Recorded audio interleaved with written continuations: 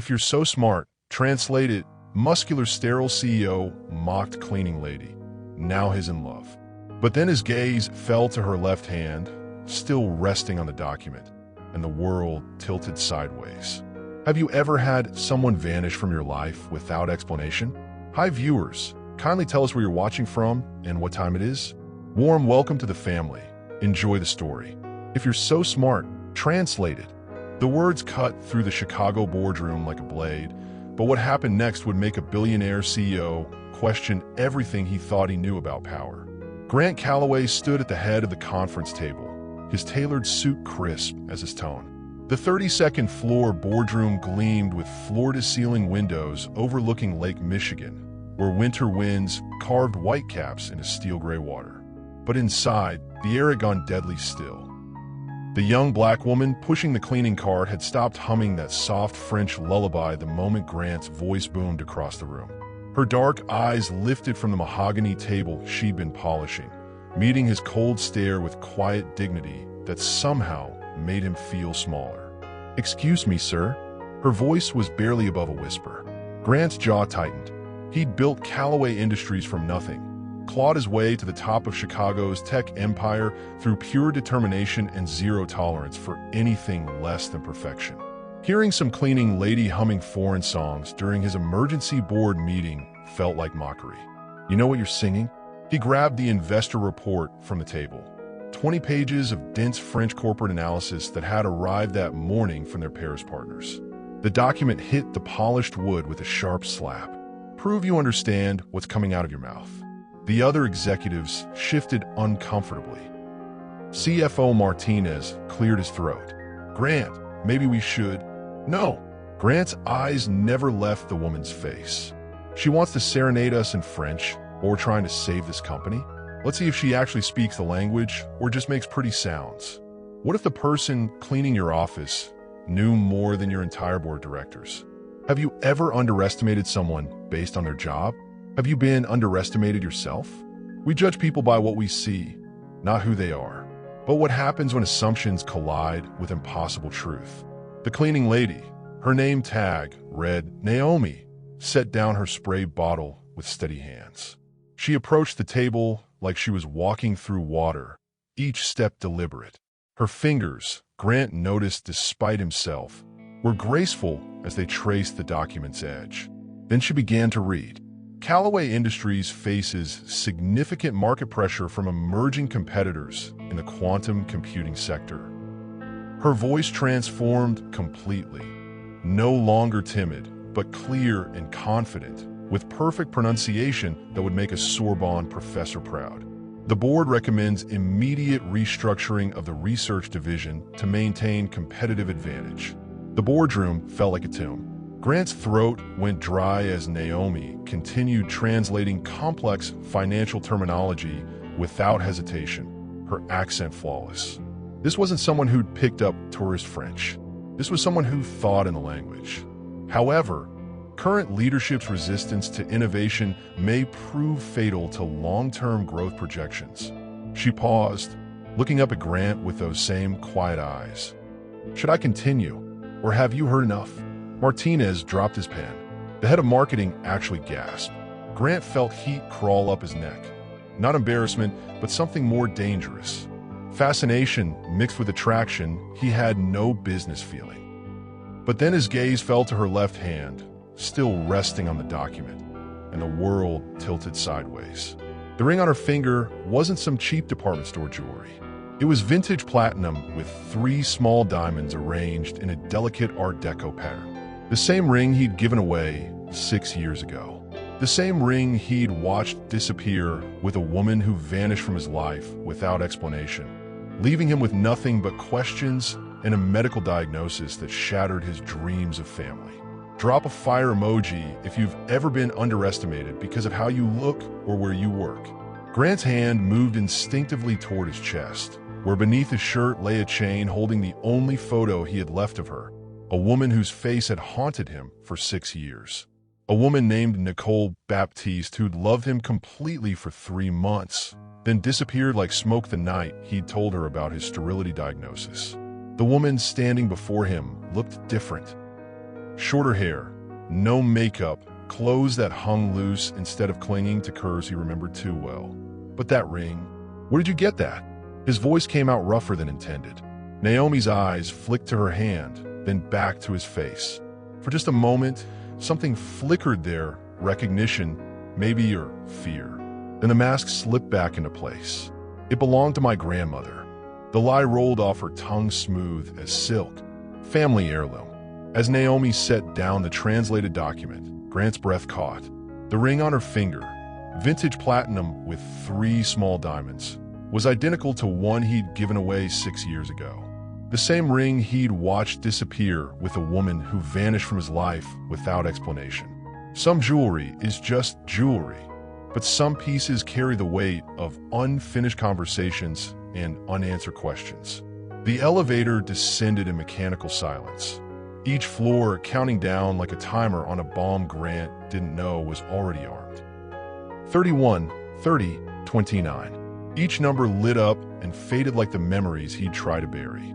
6 years ago, he'd been different, softer around the edges, still believing love could conquer the mathematics of biology.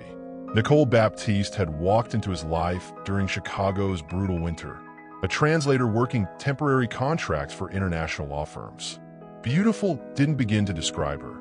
She moved like music, spoke 4 languages fluently, and laughed at his terrible jokes like they were comedy gold. For 3 months, she'd been his entire world. Grant pressed his forehead against the cool elevator wall, remembering. The penthouse had felt alive with her there. Books in French scattered across his coffee table. The smell of her perfume lingering on his pillows. Heated arguments about philosophy that always ended with her lips against his. She'd been everything he never knew he needed. Brilliant enough to challenge him, passionate enough to match his intensity, gentle enough to see past the armor he wore in boardrooms. When he'd given her that ring, not an engagement ring, just a promise that someday he'd be worthy of forever with her, she'd cried actual tears of joy. Then came the doctor's appointment that changed everything. Mr. Calloway, I'm sorry to inform you that the test results are conclusive. You have a severe case of oligospermia with accompanying motility issues. In layman's terms, fatherhood isn't possible for you through natural conception. He'd driven home that night planning how to tell Nicole, how to explain that the family she dreamed about would never happen. But when he'd opened the penthouse door, she was gone. Completely gone, clothes, books, even a coffee mug she'd claimed as her own. Nothing left but the indent of her head on his pillow and a note that had crushed what remained of his heart. I can't do this anymore. Please don't look for me. And he'd searched anyway, hired private investigators, checked every translation service in the city, called in favors from contacts across 3 states. Nicole Baptiste had vanished like she'd never existed at all. The only trace was the memory of her wearing that ring. The ring now adorning the hand of a cleaning lady who insisted her name was Naomi Jenkins. Have you ever had someone vanish from your life without explanation? How did it change you? Share your experience below. The elevator reached the parking garage, and Grant stepped out into the concrete cavern beneath his building. His footsteps echoed off the walls as he walked toward his Mercedes, but his mind stayed trapped in that penthouse bedroom, reliving the night before Nicole disappeared. She'd been different that last evening, distant, distracted. When he'd reached for her, she'd melted into his arms like she always did, but there had been desperation in her kisses, like she was trying to memorize the taste of his mouth. He'd attributed it to stress from her latest assignment, some complicated corporate merger that had her working late every night. Now he wondered what she'd really been thinking as she'd arched beneath him, her fingers digging into his shoulders, whispering his name like a prayer she'd never say again. The memory hit him like a physical blow. Nicole's face in the moonlight streaming through his bedroom windows, her lips swollen from his kisses, that ring catching the silver light as her hands framed his face. I love you, she'd whispered, and he'd believe her completely. 24 hours later, she was gone. Grant slammed his car door harder than necessary and sat in the driver's seat without starting the engine. His hands were shaking, which was ridiculous. He was 34 years old, worth more than most small countries, and hadn't thought about Nicole Baptiste in, okay, That was a lie. He thought about her every day, but he'd gotten better at burying it beneath spreadsheets and hostile takeovers. But that ring, God, that ring. He pulled out his phone and scrolled through security footage from 6 years ago, his hands trembling as he accessed archived employee records. There, buried in files marked temporary staff, confidential contract, was a face he'd never forgotten. The woman in the photo was polished, professional, her hair swept up in an elegant twist. But strip away the makeup and designer clothes, and she could easily be. When Grant checked the security footage from 6 years ago, his hands trembled as he scrolled through employee records. There, in archived files marked temporary staff, confidential contract, was a face he'd never forgotten. But the name wasn't Naomi Jenkins. Identity is supposed to be the one thing that can't be faked, until you meet someone living proof that everything can be rewritten. The corporate database glowed on his screen like digital archaeology, each keystroke excavating layers of carefully buried truth. Grant sat in his home office at 2 in the morning, surrounded by empty coffee cups and the ghosts of his own obsession. Nicole Baptiste. The name stared back at him from employment records dated 6 years, 2 months, and 15 days ago. Temporary translator, hired for a 3-month contract through Elite Language Services. The photo showed the woman he'd fallen in love with, polished, confident, beautiful in a way that made his chest tight even now. But according to the system, Nicole Baptiste had never worked for Callaway Industries. Someone had scrubbed the records clean, deleted every trace of her employment except this one archive backup file hidden so deep in the servers that only someone with his level of access could find it. The question wasn't just who had erased her, it was why. Grant clicked through more files, building a timeline that made his blood run cold. Nicole's last day of employment, December 15th. The same night, she'd vanished from his life. Her final project, translating merger documents for a hostile takeover bid against Meridian Tech, one of his biggest competitors. A competitor now run by Richard Kane, his former business partner. The same Richard Kane who'd walked away from their company 3 years ago after a spectacular falling out, taking half their clients and all their intellectual property lawsuits with him. The connection hit Grant like ice water. Nicole hadn't just been his lover, she'd been working on sensitive corporate intelligence. Information that could have been worth millions in the wrong hands. But that still didn't explain the ring. Grant pulled up current employment records for the building's cleaning staff. Naomi Jenkins, hired 4 months ago through Chicago Commercial Services. Single mother, listed address in Englewood, one of the city's rougher neighborhoods. Previous employment history showed a patchwork of temporary positions: hotel housekeeping, office cleaning, restaurant work. Nothing about translation services. Nothing connecting her to Nicole Baptiste, except the ring, and the way she'd translated that document like she'd been born speaking French. His phone buzzed with a text from an unknown number. "Stop digging, Grant.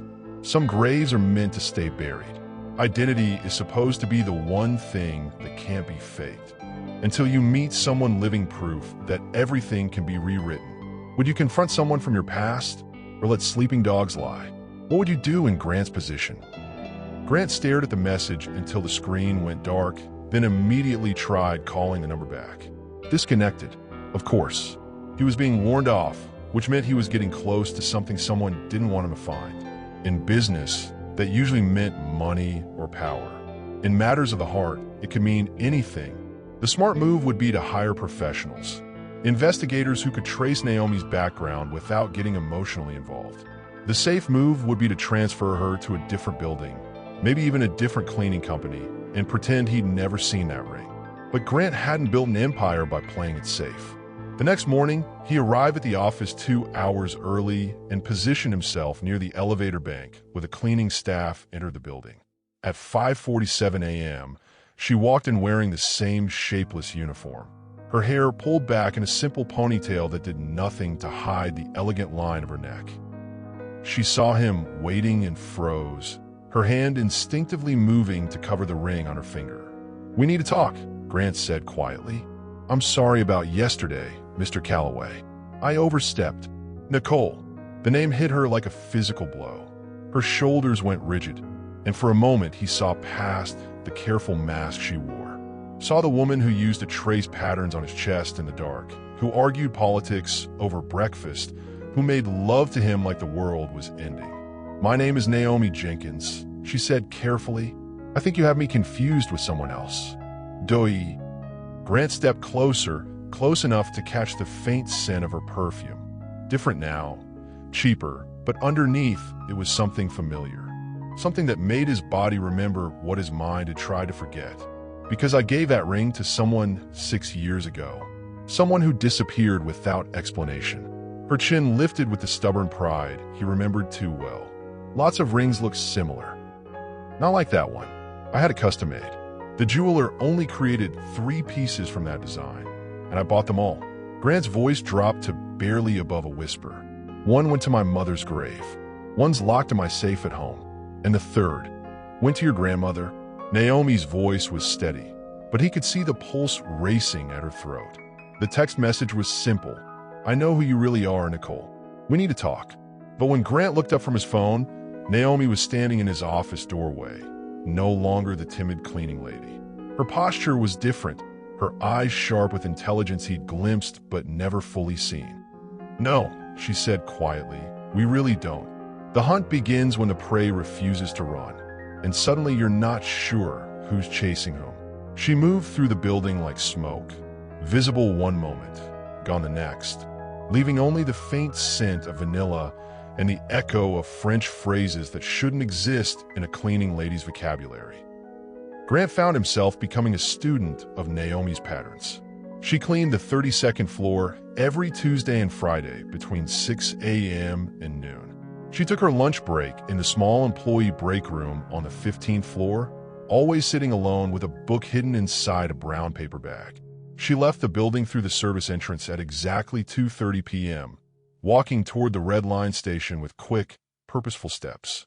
But now that he was paying attention, really paying attention, he saw the cracks in her carefully constructed persona. The way she unconsciously corrected pronunciation when overhearing phone conversations in broken Spanish. How her eyes tracked stock prices scrolling across the lobby television. The fact that her romance novel was actually a copy of Voltaire's Candide. In French, she was hiding in plain sight and doing a damn good job of it. "You're obsessing." Martinez dropped into the chair across from Grant's desk, coffee in hand and concern written across his face. "Whatever happened in that boardroom yesterday has you rattled." Grant didn't look up from the security monitor showing the 15th floor break room. Naomi sat alone at a corner table, reading while she ate what looked like a sandwich from home. Even in the grainy black and white feed, she was beautiful in a way that made his chest ache. "I'm not obsessing. I'm investigating. You're stalking. She's lying about who she is." Grant finally tore his gaze away from the screen. "The woman cleaning our offices isn't some uneducated domestic worker. She speaks perfect French, understands complex financial terminology, and wears a piece of jewelry that connects her to my past." Martinez raised an eyebrow. "Your past how?" Grant couldn't explain without revealing too much, so he deflected. "I think she might be corporate espionage." "A spy?" "Grant, she cleans toilets." The perfect cover. Even as he said it, Grant knew how paranoid he sounded. But the alternative, that Nicole Baptiste had returned to his life in the cruelest disguise possible, was too devastating to consider. Think about it. She has access to every office, every document, every private conversation. Who pays attention to the help? Have you ever found yourself attracted to someone's mystery?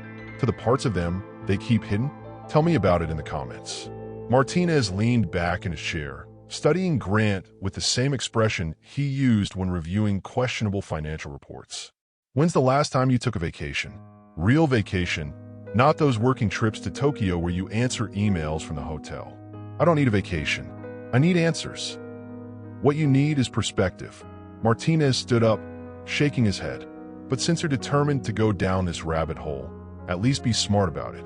If you really think she's corporate espionage, call security. Run a proper background check. Don't turn into some creepy CEO who follows the cleaning staff around." After Martinez left, Grant tried to focus on legitimate work. Market projections, development timelines, the quarterly report that needed his review by 5 o'clock. But his mind kept drifting to the break room camera feed. At 1:15 p.m., Naomi gathered her things and headed for the elevator.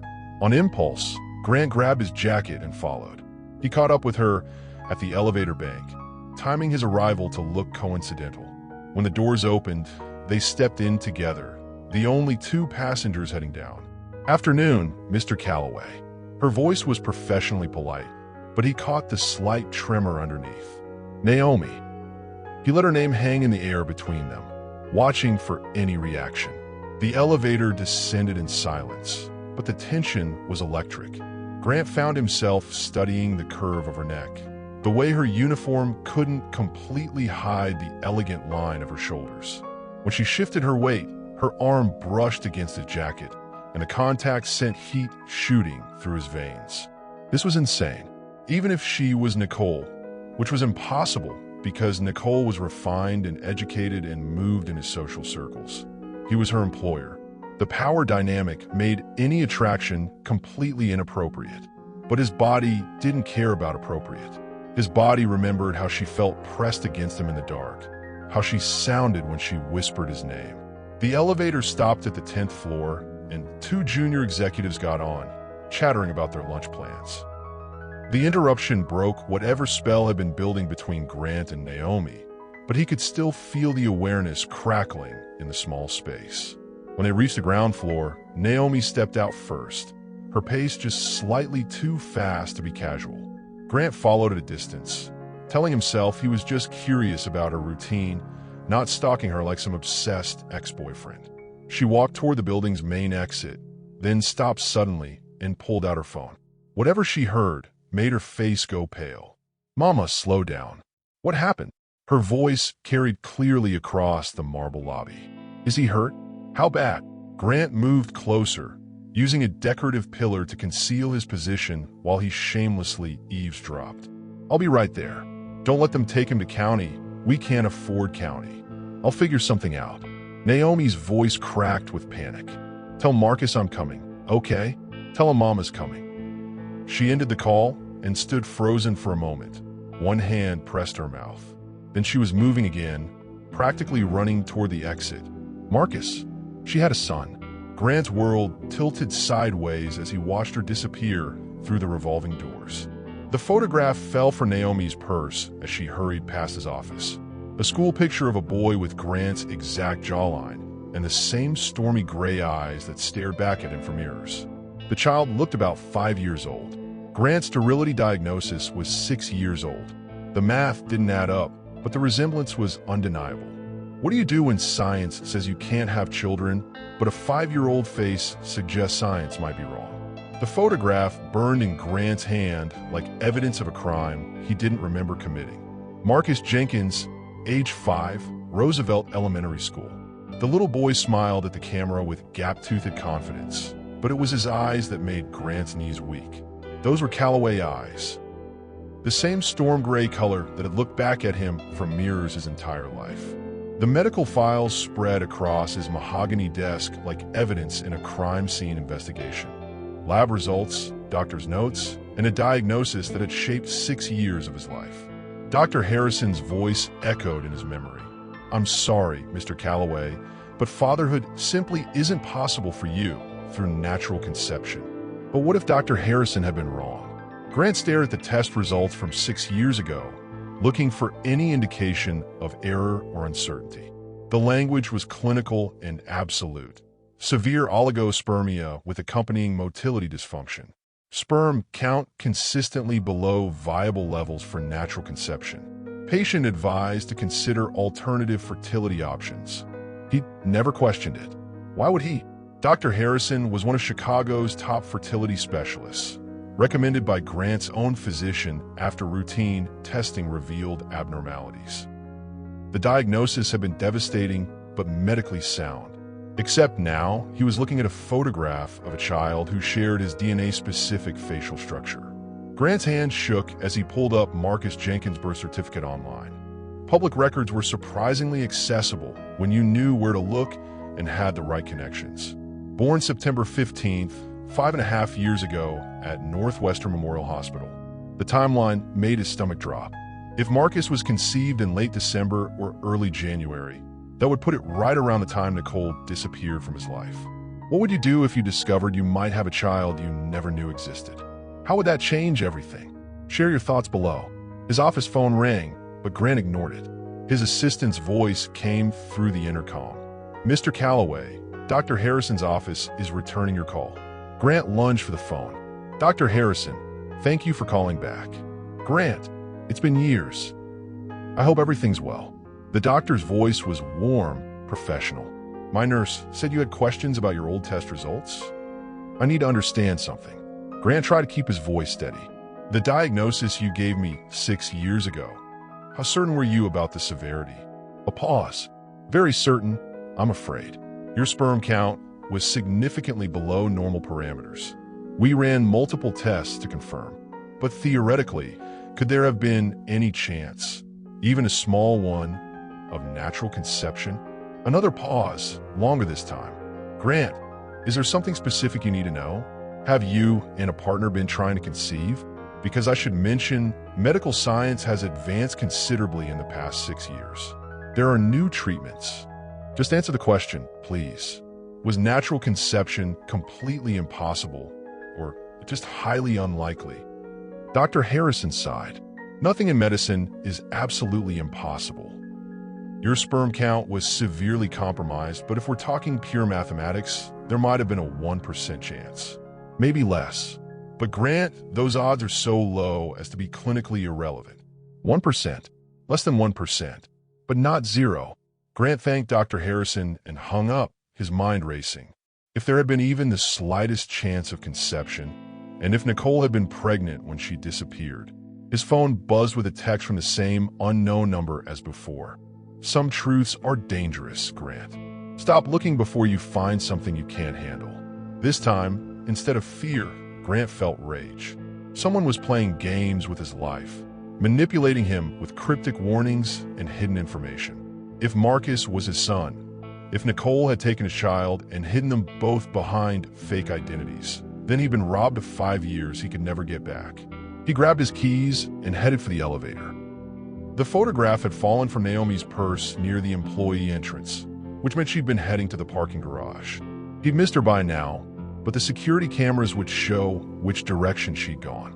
20 minutes later, Grant sat in his Mercedes outside Roosevelt Elementary School, watching 5-year-olds pour out of the building like colorful confetti. He felt like a creep, but he needed to see Marcus in person, needed to confirm what the photograph suggested. At 3:47 p.m., he saw her. Naomi stood near the school's front gate, still wearing her cleaning uniform, but somehow looking more herself than she had all week. When Marcus spotted her, his face lit up with pure joy, and he ran toward her with the unguarded enthusiasm that only children possessed. "Mama, guess what happened in French class today?" Grant's blood turned to ice water. French class.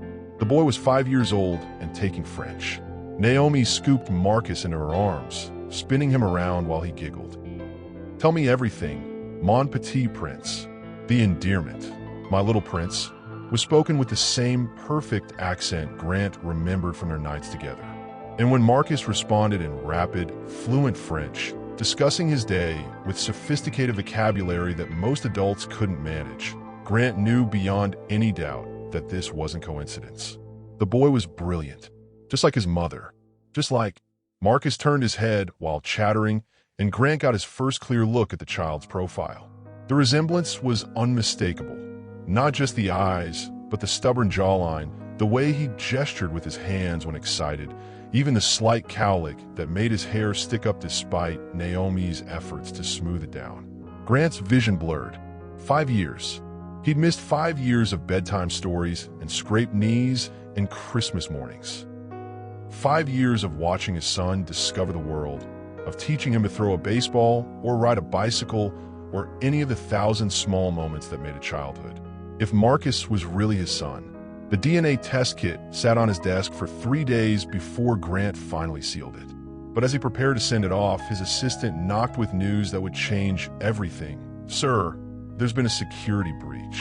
Someone's been accessing confidential files." The investigation points to the cleaning staff. Sometimes the biggest threat to your empire is the one person who's already inside your walls and your heart. The emergency board meeting crackled with tension thicker than Chicago's winter air, every face around the polished table hungry for blood, preferably Naomi's. Grant sat at the head of the conference room, tried to look calm while his world collapsed around him. The breach occurred between midnight and 3 a.m. Chief Security Officer Reynolds explained, clicking through digital evidence on the wall screen. Someone used a master key card to access executive floors outside normal cleaning hours. Downloaded files from 3 different workstations. Martinez leaned forward. What kind of files? Merger documents, patent applications, the quarterly projections we haven't released yet. Reynolds' voice was grim. Whoever did this knew exactly what to look for. This wasn't random. It was targeted corporate intelligence gathering. Board member Sarah Chun spoke up. How do we know it was cleaning staff? Security footage shows a figure in cleaning uniform entering the building at 11:47 p.m. Card reader logs match with employee ID number C, 4471, assigned to. Reynolds checked his tablet. Naomi Jenkins. Grant's chest tightened. Every piece of evidence pointed to the woman he'd been falling for all over again. The woman who might be carrying his child's mother. The woman who'd already broken his heart once.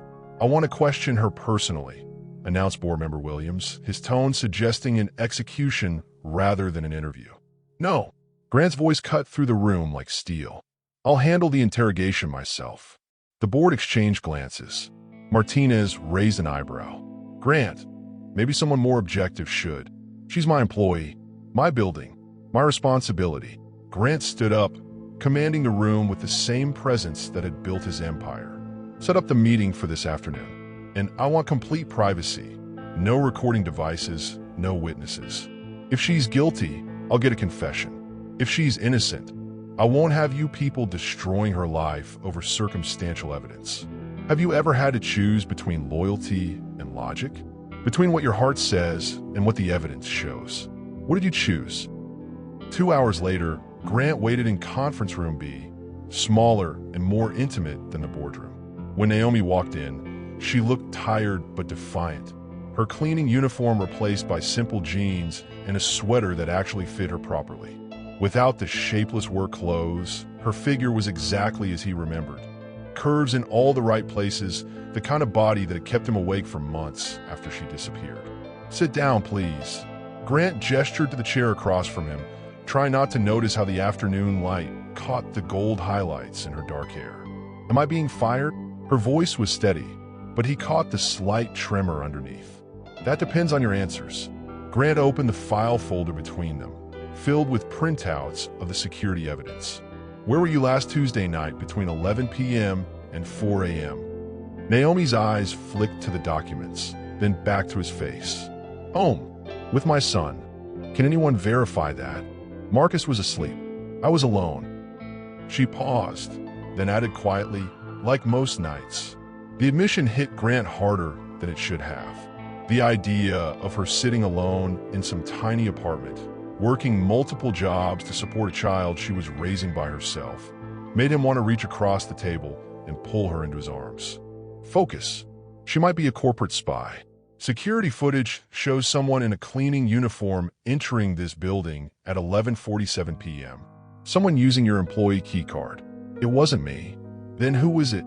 Naomi was quiet for a long moment, her fingers twisting in her lap.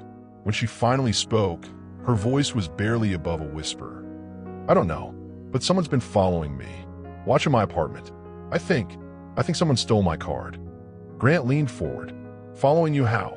Black sedan. Same license plate, 3 different days.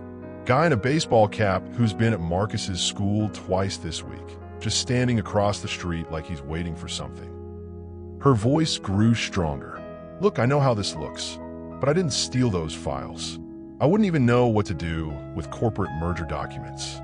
The denial sounded genuine, but Grant had been fooled before. By her, 6 years ago, when she'd made him believe in forever before vanishing without a trace. You translated a complex French investor report without breaking sweat. Don't insult my intelligence by pretending you're just some cleaning lady who wouldn't understand business documents. Naomi's mask slipped for just a moment, revealing something raw and vulnerable underneath. Fine, you want the truth? I have 2 master's degrees, one in linguistics, one in international business. I speak 5 languages fluently. I could probably run this company better than half your board members. The confession hung between them like a challenge. Grant felt his pulse quicken, not from anger, but from the same attraction that had nearly destroyed him 6 years ago. This was the woman he remembered, brilliant, fierce, unafraid to match him word for word. Then why are you cleaning offices instead of running them? Because sometimes life doesn't care about your degrees. Sometimes you take whatever job keeps your child fed and housed. Her chin lifted with familiar pride. And sometimes you hide who you really are to protect the people you love. The words hit Grant like a physical blow. Protect them from what? Or from whom? Naomi, Ms. Jenkins. Her voice turned cold, professional. If you're going to fire me, just do it. But don't pretend this is about stolen files. We both know what this is really about. Grant's phone buzzed with a text from an unknown number. As he read it, his blood turned to ice. She's not the spy. But if you fire her, you'll never see your son again. A friend. The timestamp showed it was sent while Naomi was being questioned in the conference room. Someone else was playing this game. As security footage showed Naomi entering the building at midnight, Grant's phone buzzed with a text from an unknown number. She's not the spy. But if you fire her, you'll never see your son again. A friend. The timestamp showed it was sent while Naomi was being questioned in the conference room. Someone else was playing this game. The child you never knew existed is about to become the weapon someone else uses to destroy you.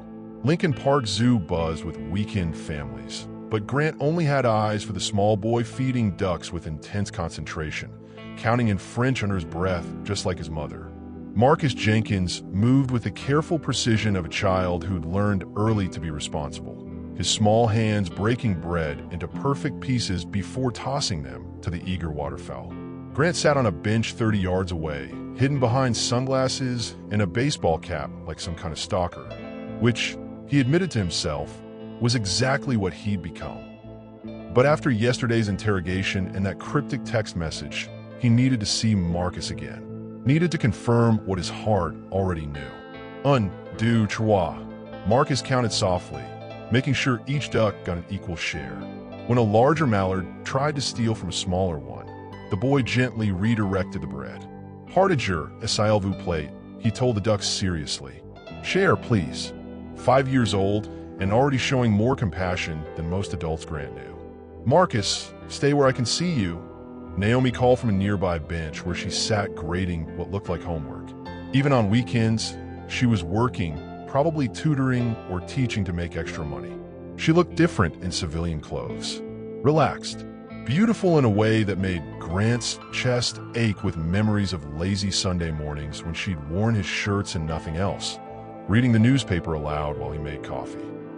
A jogger passed between Grant and his view of Marcus, and when the path cleared, the boy was gone. Grant's heart stopped. He shot to his feet, scanning the area frantically. Families picnicked on the grass. Children played on the playground.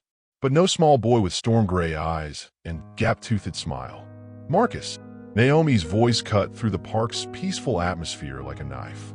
She was standing now, her homework scattered at her feet, panic written across her face. Marcus. Other parents looked up. A few started helping search. But Grant was already moving, his long legs carrying him toward the pond where Marcus had been feeding ducks just moments before. He was right here, Naomi said to no one in particular, her voice rising with each word. He was right here. I looked away for 2 seconds. The playground, Grant said, appearing at her side without thinking about the consequences of revealing himself. Kids his age always head for the playground. Naomi spun around, her eyes wide with shock and something else. Relief? Grant? What are you doing here? Later. Let's find him first. They ran toward the playground together, Grant's expensive shoes slipping on the damp grass. The play structure was full of children, but none of them belonged to Naomi. Grant boosted himself up onto the highest platform, scanning the entire park from his elevated position. There, by the zoo entrance, a small figure walking hand in hand with a man in a black baseball cap. There, Grant pointed, near the gate. Naomi looked where he was pointing and went deadly pale. That's him, the man who's been following us. They ran. Grant had never moved so fast in his life, his designer clothes and business world conditioning no match for pure parental terror. Because somewhere between watching Marcus count ducks and seeing him disappear, Grant had stopped questioning whether the boy was his son. The DNA test results didn't matter. The medical impossibility didn't matter. This child was his, and someone was taking him. Marcus, Naomi screamed as they reached the zoo entrance. Let go, my son. The man turned, and Grant got his first clear look at the face that had been haunting his security footage. Thin, pale, with the kind of eyes that suggested too much time in dark places. When he saw Grant and Naomi approaching, he smiled. Not the warm expression of someone caught in a misunderstanding, but the cold calculation of a predator. Mr. Calloway, the man said pleasantly, his grip tightening on Marcus's small hand. Right on time. Marcus looked confused, but not frightened. Yet, Mama? This man said he knew you. He said you sent him to get me. I didn't send anyone, baby. Come to Mama right now. I'm afraid that's not going to happen. The stranger's voice was still pleasant, conversational. Marcus here is about to take a little trip, and his parents are going to do exactly what I say to make sure he comes back safely. Parents, plural. Grant stepped forward, every protective instinct he'd never known he possessed roaring to life. Let the boy go. Whatever you want from me, take it, but leave him out of this. Oh, but he is this, Mr. Calloway. He's been the point all along. The man pulled out his phone, showing them a photo that made Grant's world tilt sideways. DNA test results. Conclusive paternity. Congratulations, it's a boy. What would you sacrifice for the chance to start over? For the chance to build something real? Tell me in the comments. The results showed what Grant's heart had known from the moment he saw Marcus's photograph. 99.7% probability of paternity. The boy was his son, had always been his son, and now someone was using that connection as a weapon. How did you get your DNA? Please, you think that coffee cup you left in the conference room yesterday disappeared by accident? The man laughed. Richard Kane sent his regards, by the way. He's very much looking forward to your reunion. Richard Kane, Grant's former business partner, presumed dead for 3 years after his car went off a bridge during a blizzard. The same Richard Kane whose company Nicole had been translating documents for when she disappeared. The pieces clicked together like bullets sliding into a chamber. You're working for Richard. Richard prefers to think of me as an old friend, someone who appreciates his vision for justice. The man started backing toward a black sedan parked illegally at the curb. He'll be in touch about the terms of Marcus's return. I suggest you start liquidating assets. As they reached the car, Marcus finally understood that something was wrong. Mama, Papa. The word hit Grant like lightning. Papa. His son was calling him Papa. It's okay, baby, Naomi called out, tears streaming down her face. Mama and Papa are going to bring you home. The ransom note was elegant in its simplicity, the boy for the company. You have 48 hours. Come alone to the address below, or watch your empire burn while your son pays the price. It was signed with a name that made Grant's blood run cold. His former business partner, Richard Kane, who'd been presumed dead for 3 years. When ghosts from your past return, they never come empty-handed. They bring all the secrets you thought were buried. The abandoned warehouse district stretched along the Chicago River like a graveyard of industrial dreams, where shadows moved with purpose and every sound echoed like a countdown. Grant sat in his Mercedes outside Warehouse 47, the ransom note crumpled in his fist, watching rust-stained buildings that hadn't seen legitimate business in decades. 43 hours since Marcus was taken. Grant hadn't slept, barely eaten, spent every minute since the kidnapping trying to understand how Richard Kane had risen from the dead with enough resources to orchestrate corporate espionage and child abduction. Naomi sat in the passenger seat, her face pale but determined. Grant had tried to make her stay behind, but she'd made it clear that wild horses couldn't keep her away from getting Marcus back. Now she stared at the warehouse like she was memorizing every detail for a police report she hoped she'd live to file. "This is insane," she said quietly. "Walking into a trap with no backup, no weapons, no plan except hoping a dead man will honor his word about releasing our son. Our son." She'd been saying it that way since the zoo. Not my son or the boy, but ours. Like she was finally ready to admit what Grant had figured out on his own. Marcus belonged to both of them, had always belonged to both of them, even during the 6 years they'd spent apart. "Richard wants the company, not blood," Grant said, though he wasn't entirely sure he believed it. "He's a businessman, not a killer. He faked his own death and kidnapped a 5-year-old. I think we're past normal business ethics." Grant's phone buzzed with another message. "Daddy's coming to save you. Isn't that right, son?" "Too bad he's walking into a trap." The attached video showed Marcus sitting in what looked like an office chair, unharmed but scared, while Richard's voice narrated from behind the camera. "I have to go in," Grant said. "If there's even a chance. We have to go in." Naomi's voice was steel-wrapped in silk. "I'm not waiting in the car while my son is in there. Richard's problem is with me. You'll be safer." "Safer?" Naomi laughed, but there was no humor in it. "Grant, I've been running from Richard Kane for 6 years. I've changed my name, moved across the country, taken jobs that kept me invisible. You think I'm going to hide now when he has Marcus?" The admission hit Grant like cold water. "Running from Richard? What are you talking about?" Naomi was quiet for a long moment, staring at the warehouse windows like they held answers she'd been searching for. When she finally spoke, her voice was barely audible. "The night I left you, the night I disappeared from your life, I didn't choose to go. Richard made me. Have you ever had to choose between facing your past or protecting your future? What drives people to such extremes for revenge?" Grant turned in his seat to face her fully. "What do you mean, made you?" "I was translating merger documents for Meridian Tech, confidential stuff about their acquisition targets, financial projections, strategic plans. I thought it was legitimate corporate work." Naomi's hands twisted in her lap. But Richard wasn't using the information for mergers. He was using it for hostile takeovers, market manipulation, insider trading. I was helping him commit corporate espionage without knowing it. And when you found out, I threatened to expose him. Stupid, naive 26-year-old me thought justice actually mattered. Her laugh was bitter. "Richard explained very clearly what would happen if I went to the authorities.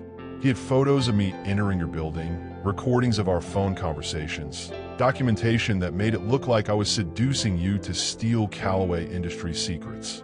Grant's chest tightened. "So you ran." "I ran. Changed my name, moved to New Orleans, tried to disappear completely. But I was already pregnant with Marcus and Richard. Richard doesn't forget. He's been watching me for years, waiting for the right moment to use what he knew. Why didn't you tell me? Why didn't you come to me for help?" Naomi's eyes filled with tears she refused to let fall. "Because I loved you. And Richard made it clear that if I involved you, he'd destroy both our lives. I thought keeping Marcus secret would keep him safe. But Richard found out anyway. Richard finds out everything eventually. That's what makes him dangerous."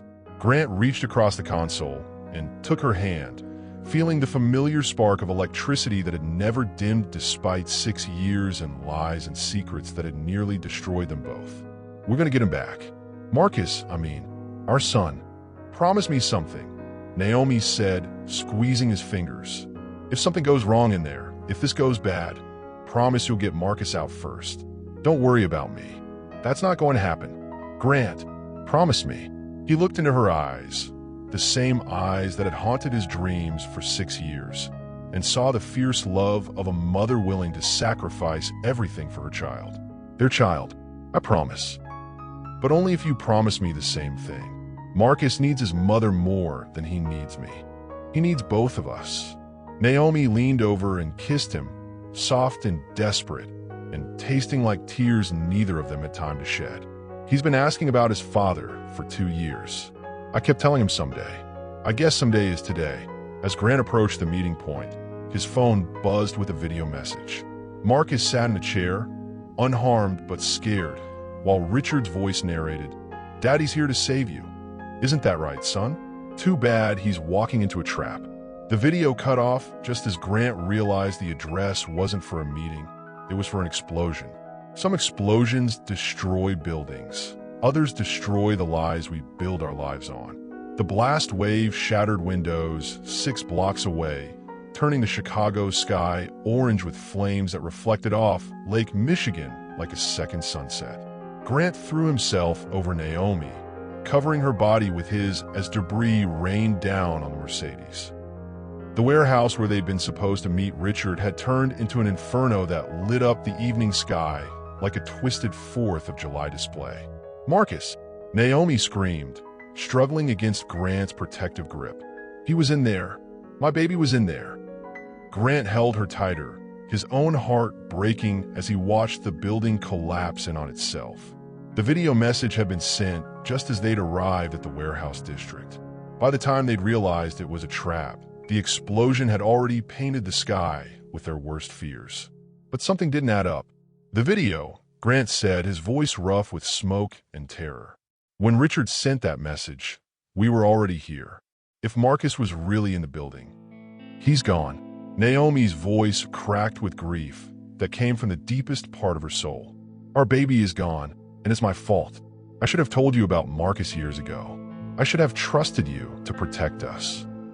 Grant pulled out his phone, hands shaking as he replayed the video message. Marcus sitting in an office chair, scared but unharmed. Behind him, windows showing daylight. Not the evening darkness that surrounded them now. And in the reflection of those windows, something that made Grant's pulse quicken with hope. "Naomi, look." He showed her the phone screen. The video was filmed during the day, but it was sent at night. "And look at the window reflection. That's not the warehouse. That's an office building." She studied the image, hope and fear warring across her face. "Are you sure? Richard's not in that warehouse. Never was." This whole thing. Grant's phone rang, interrupting his realization. "Unknown number." "Answer it," Naomi whispered. Grant hit speaker. "Hello, Richard." "Hello, old friend." Richard Kane's voice was smooth, cultured, exactly as Grant remembered from their days as business partners. "Enjoying the fireworks? Where's Marcus?" "Safe and sound, I assure you. Though I imagine he's getting a bit hungry by now. 5-year-olds do need regular meals." "What do you want?" "Well, I've always wanted justice, recognition, the empire that should have been mine." Richard's voice turned cold. "You took everything from me, Grant. The company we built together, the clients who trusted us both, the woman I loved." Grant looked at Naomi, seeing his own confusion reflected in her eyes. "What woman?" "Oh, did Nicole never tell you? We had quite the relationship before she met you. Before she decided your money was more appealing than my affection." Naomi grabbed the phone. "That's a lie, Richard. You know that's a lie. Is it, my dear? You seemed quite fond of my company during those long translation sessions. All those private dinners, those intimate conversations about literature and philosophy. Tell me, you didn't feel something?" "I felt sorry for you." Naomi's voice was ice. "There's a difference." Richard laughed, but Grant could hear the bitterness underneath. 6 years I've planned this moment. 6 years of watching you two live your separate lives, never knowing about the child that connected you. Do you have any idea how satisfying it's been, orchestrating this reunion? When was the last time you stood by someone when the whole world was against them? What does loyalty really cost? Share your story. You're the one who broke into the building, Grant realized. You used Naomi's key card, stole the files, made it look like she was the corporate spy. Guilty as charged. Though technically, I hired someone to do the actual breaking and entering. Dead men have trouble with physical tasks. Another laugh. The beauty of being legally deceased. No one expects you to show up at board meetings. Grant's mind was racing, putting together years of manipulation and revenge. The medical tests. My fertility diagnosis. You were involved with that too. Silence on the other end of the line, which was answer enough. You bastard. You falsified my medical records. I simply ensured that certain test results reached certain conclusions. Dr. Harrison never knew. The lab samples were adjusted before they reached his office. Amazing what you can accomplish with the right connections and enough money. Naomi's face went white. You made him think he was sterile. You made him think he could never have children. I made sure Nicole would leave him when she found out she was pregnant. A sterile man can't father children. After all, simple mathematics. Richard's voice was pleased, proud of his manipulation. Though I admit, I didn't expect her to disappear quite so thoroughly. That was her own initiative. The pieces fell into place like dominoes. Richard had falsified Grant's fertility tests, knowing that when Naomi discovered her pregnancy, she believed the baby couldn't be his. She'd left to protect Grant from a scandal that would have destroyed his reputation and her from accusations of infidelity she couldn't disprove. "Where's our son?" Grant's voice was deadly quiet. "Patience. We have business to conclude first." Richard's tone became businesslike. "I want controlling interest in Callaway Industries transferred to shell companies I control. I want public acknowledgement that the patents we developed together belong to me. And I want you to know exactly what it feels like to lose everything that matters." The morning news headline made Grant's coffee go cold. Billionaire CEO's secret son kidnapped by dead business partner. But who's the real victim? Below it, a photo showed Naomi in handcuffs. The reporter's voice cut through his shock. Sources close to the investigation suggest Ms. Jenkins may have been working with the kidnapper all along. The court of public opinion has no rules of evidence, only the loudest voice and the most compelling story.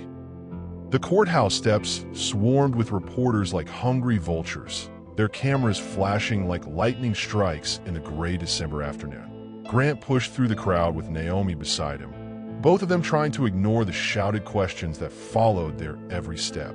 "Mr. Callaway, is it true your son was conceived during an affair?" "Ms. Jenkins, did you plan this kidnapping with your accomplice?" "Grant, how long have you known about the child?" The media had turned their family crisis into a three-ring circus. In the 48 hours since Marcus's kidnapping became public knowledge, every detail of their relationship had been dissected by reporters hungry for scandal. The narrative they constructed was simple and damning. Wealthy CEO seduced by gold-digging cleaning lady who orchestrated the kidnapping of their illegitimate child for ransom money. The fact that Richard Kane had risen from the dead was buried in paragraph 12 of most articles, overshadowed by the more sensational angle of class warfare and secret babies. "Just keep walking," Grant murmured to Naomi as they climbed the courthouse steps. "Don't give them any reaction they can use." Inside the building, the atmosphere was only slightly less hostile. Detective Morrison sat across from them in interview room 3, his expression suggesting he'd already decided their guilt and was just going through the motions of gathering evidence. "Let's go over this one more time," Morrison said, consulting his notes. "Ms. Jenkins, you claim you didn't know Mr. Kane was alive." "I didn't know," Naomi said for the 5th time. "Richard Kane died in a car accident 3 years ago. That's what the newspaper said. That's what everyone believed. But you worked for him 6 years ago. Intimate working relationship, according to witnesses. I translated documents for his company. That's all. Documents containing confidential information about Callaway Industries." Grant leaned forward. "Detective, we've been through this." Naomi was an unwitting participant in Richard's corporate espionage. She left town when she realized what was happening. Left town? Or was she paid to disappear after completing her mission? Morrison's tone suggested he'd already decided which version he preferred. Convenient timing, wouldn't you say? Right after she got pregnant with your child. The accusation hung in the air like poison.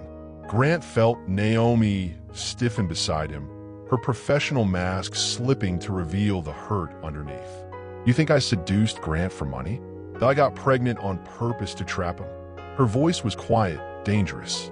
"Detective, I worked 3 jobs to support my son. I live in a 1-bedroom apartment in Englewood and took cleaning work to pay for his preschool. If this was some elaborate gold-digging scheme, I did a terrible job of it. Have you ever stood by someone when the whole world was against them? What does loyalty really cost? Share your story." Morrison consulted his tablet, pulling up photos that made Grant's stomach clench. Pictures of Naomi and Marcus at the grocery store, at the park, at Marcus's school. surveillance photos that could only have come from one source. Mr. Kane provided us with extensive documentation of his investigation into Ms. Jenkins.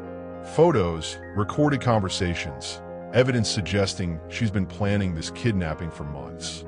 Richard's been stalking my family, Naomi said, her voice rising. Those photos prove it. They prove he's been watching us, following us, gathering information to use against us. Or they prove you've been in contact with him all along. Grant had heard enough. He stood up, commanding the room with the same presence that had built his empire. Detective Morrison, I'm going to say this once. Naomi Jenkins is the victim here, not the perpetrator. Richard Kane is a dangerous man with 6 years' worth of reasons to destroy both our lives. While you're sitting here trying to build a case against an innocent woman, our son is out there somewhere, scared and alone. Mr. Calloway, I understand you want to believe. I don't want to believe anything. I know the woman I fell in love with 6 years ago. I know the mother who spent 5 years sacrificing everything for her child. And I know the difference between a victim and a villain. Grant's phone buzzed with a text message. As he read it, relief flooded through him like cool water on burning skin. Detective, he said, showing Morrison the screen. You're going to want to see this. The message was from an unknown number, but the attached photo was unmistakably Marcus, sitting in what looked like a hotel room, very much alive and apparently unharmed. The text below read, "The boy is safe. Meet me at the address below if you want him back. Come alone. Air." But more important than a message was the metadata Grant's phone automatically captured with every text. GPS coordinates, cell tower information, digital breadcrumbs that led straight to Richard Kane's real location. Well, Morrison said, studying the information, looks like your kidnapper just made his first mistake. An hour later, they sat in an unmarked police van outside the Fairmont Hotel, watching SWAT officers prepare for entry. Marcus was somewhere in that building, probably scared but alive, waiting for rescue. Naomi gripped Grant's hand, her fingers intertwined with his like they used to be during thunderstorms when she'd been afraid of lightning. What if this goes wrong? What if Richard hurts him when he realizes we brought police? It won't go wrong, Grant said, though he wasn't entirely sure he believed it. Richard wants me, not Marcus. He'll negotiate. Mr. Calloway. Detective Morrison appeared at the van's door. We're ready to move. Mr. Kane is in Suite 4A, and we have confirmation that a child matching your son's description is with him. We're going to make contact, try to negotiate a peaceful resolution. As the judge declared Naomi innocent, Grant felt something he hadn't experienced in years: hope. But their celebration was cut short by an urgent whisper from his lawyer. Richard escaped custody 20 minutes ago. Marcus is missing from protective custody. This isn't over.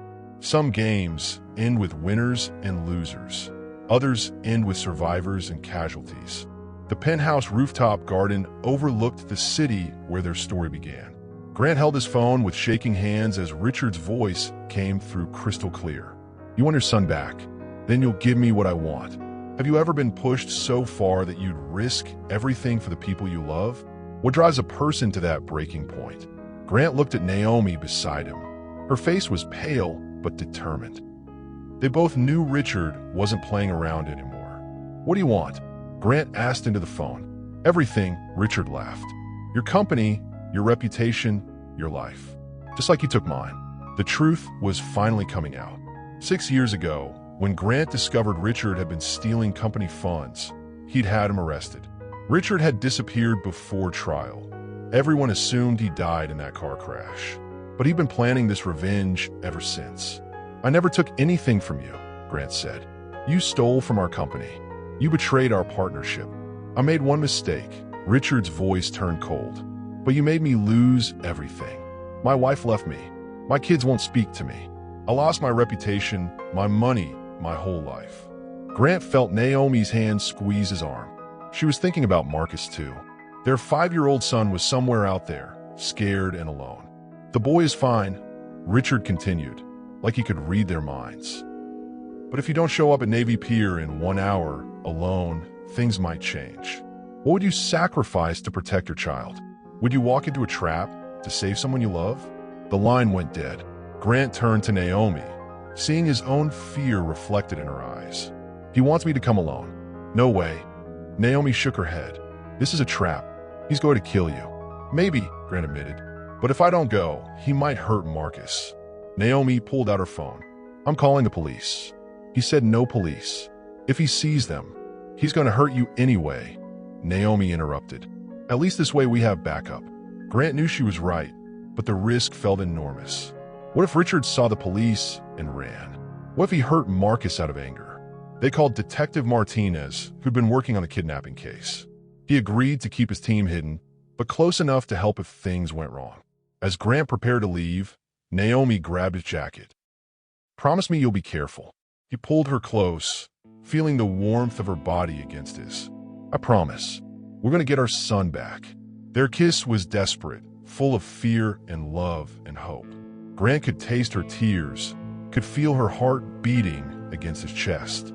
I love you, she whispered against his lips. I love you too, he whispered back. Both of you. Navy Pier was crowded with tourists, even on a cold December evening. The Christmas lights reflected off Lake Michigan like fallen stars. Grant walked slowly toward the meeting point, every nerve in his body on high alert. His earpiece crackled softly. Detective Martinez's voice came through barely audible. We see you. Richard is at the far end of the pier. He's got the boy. Grant's heart jumped. Marcus was there. His son was alive. As he got closer, he could see them. Richard looked older, thinner than before, but his eyes held the same anger Grant remembered. Marcus sat on a bench next to him, looking small and frightened. Daddy, Marcus called out when he saw Grant. Stay right there, son, Grant called back. Everything's going to be okay. Richard stood up, one hand resting on Marcus's shoulder. Closer, he commanded, but not too close. Grant stopped about 10 feet away. Let him go, Richard. This is between us. You're right. Richard smiled, but it wasn't friendly. It is between us. You destroyed my life. Now I'm going to destroy yours. I didn't destroy anything. You made bad choices. Bad choices? Richard's voice rose. I took a little money to pay for my daughter's surgery. My wife was leaving me anyway. But you could have just fired me. Instead, you had to play the hero. Grant remembered that time differently. Richard had stolen over $2 million. It wasn't just a little money, but arguing wouldn't help Marcus now. What do you want me to do? Grant asked. Richard pulled out a document. Sign this. It transfers your entire company to me. Everything you've built. Grant looked at the paper, then at Marcus. His son's eyes were wide with fear, but he was trying to be brave. Just like his mother. Have you ever had to choose between everything you've worked for and the person you love most? If I sign this, you'll let him go? I'll let him go, Richard agreed. But there's one more thing. Grant waited, knowing there was always one more thing with people like Richard. You have to announce publicly that you faked your sterility, that you've been lying to everyone about not being able to have children. Now Grant understood the real plan. Richard didn't just want his money. He wanted to humiliate him completely. I never faked anything, Grant said. Those test results were wrong. Prove it, Richard shrugged. Or everyone will think you're a liar anyway. Grant thought about Naomi, about their life together, about the baby she was carrying. None of that would matter if Marcus got hurt. Okay, he said finally. I'll sign. He walked forward slowly, keeping his eyes on Marcus. The boy looked so much like him, it was impossible to deny they were related. Richard handed him a pen. Make it official. As Grant bent to sign the document, everything happened at once. Police sirens wailed in the distance. Richard's head snapped up, his face twisting with rage. You called the cops, he snarled. Before Grant could answer, Richard grabbed Marcus and started running toward the edge of the pier. Stop, Grant shouted, chasing after them. Richard reached the railing with Marcus in his arms. The water below was dark and cold, December waves crashing against the pier supports. If I can't have my revenge, Richard yelled, then nobody wins. What happens when a desperate person has nothing left to lose? How far will someone go when they think they have no other choice? But Marcus wasn't helpless. The little boy bit Richard's hand hard, making him cry out and loosen his grip. Marcus twisted away and ran straight to Grant. Daddy, he cried. jumping into Grant's arms. Richard stood alone at the railing, his face showing defeat for the first time. Police were running toward them from both directions. "It's over, Richard," Grant said, holding Marcus tight. For a moment, Richard just stood there. Then he smiled sadly and stepped backward. "Richard, no," Grant shouted, but it was too late. Richard fell into the dark water with barely a splash. Detective Martinez and his team rushed to the railing, but the current was strong and the water was freezing.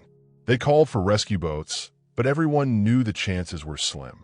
Grant held Marcus close, feeling his son's heart beating against his chest. "It's okay," he whispered.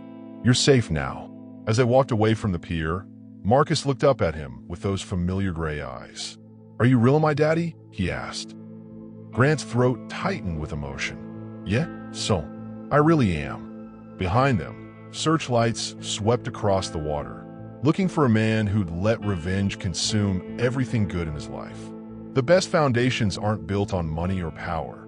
They're built on truth, trust, and the courage to choose love over fear. 3 months after the pier incident, Grant stood in the newly renovated office that would become Naomi's workspace. Floor-to-ceiling windows overlooked the Chicago River, and for the first time in years, the view didn't feel lonely. Have you ever rebuilt your life from scratch? Have you ever had to choose between who you were and who you wanted to become? Naomi walked in carrying coffee and architectural plans.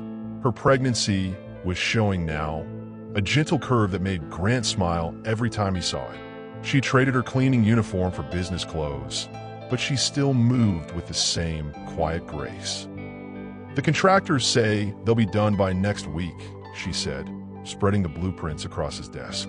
"The translation department will be ready to open." Grant wrapped his arms around her from behind, his hands resting on her growing belly. "How are you feeling about all this?" "Nervous," she admitted. 6 months ago, I was emptying trash cans. Now I'm going to be running a whole department." "You speak 7 languages fluently," Grant reminded her. "You have 2 master's degrees. You're the most qualified person for this job." That was the truth they'd discovered after everything came out. Naomi wasn't just smart. She was brilliant. She'd been hiding her education and abilities for so long, she'd almost forgotten how capable she was. What would you do if you'd been hiding your true self for years? How do you learn to shine again after spending so long in shadows? The media attention had been intense for a while. Everyone wanted to know about the CEO who fell in love with a cleaning lady, about the kidnapped child and the business partner who faked his death for revenge. But the story that really captured people's hearts was simpler. 2 people who found each other despite all the reasons they shouldn't have. Marcus ran into the office, his backpack bouncing behind him. "Mom, Dad, look what I made in art class."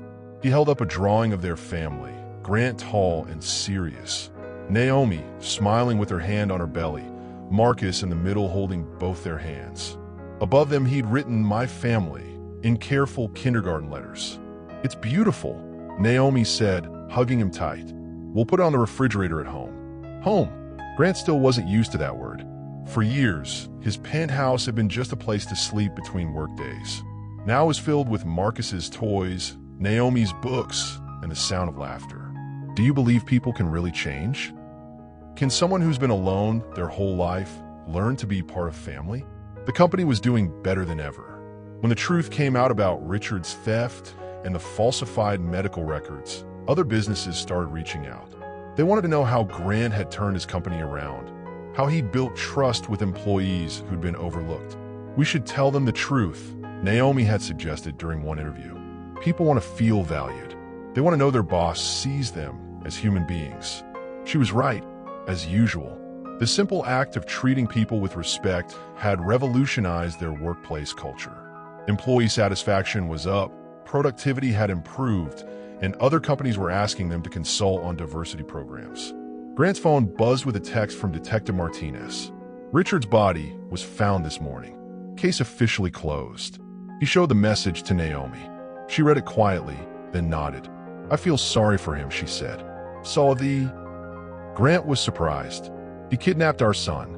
He was in pain," Naomi explained. Hurt people.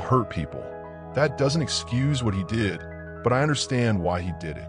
That was one of the things Grant loved most about her, her ability to see the human side of everyone, even their enemies. Marcus was coloring at the small table they'd put in the office for him. He spent most afternoons here after school, doing homework while his parents worked. "Dad," he said without looking up from his drawing, "when the baby comes, will you love her more than me?" Grant's heart clenched. He knelt down next to his son's chair. "Marcus, look at me." The little boy raised his eyes, so much like Grant's own. "Love isn't like money," Grant said carefully. "When you spend money, you have less. But when you give love, you don't lose any. You just make more. So you'll love us both the same?" "I'll love you both completely," Grant promised. "Different kinds of love, but both complete." Marcus smiled and went back to his drawing. Kids were resilient in ways adults forgot how to be. What's the difference between loving someone and being in love? Can you have both with the same person? That evening, they had dinner at home like they did every night now. Marcus told them about his day at school, chattering about friends and teachers and playground drama. Naomi helped him with reading homework while Grant cleaned up the kitchen. Normal, domestic, everything Grant had thought he didn't want, but everything he'd actually been missing his whole life. After Marcus went to bed, Grant and Naomi sat on the couch together. She leaned against him, her head on his shoulder, one hand resting on her belly. "The baby's moving," she said softly. Grant placed his hand next to hers and felt the flutter of tiny kicks. Their daughter, fighting and squirming even before she was born. "She's going to be strong like her mother," he murmured. "And stubborn like her father," Naomi laughed.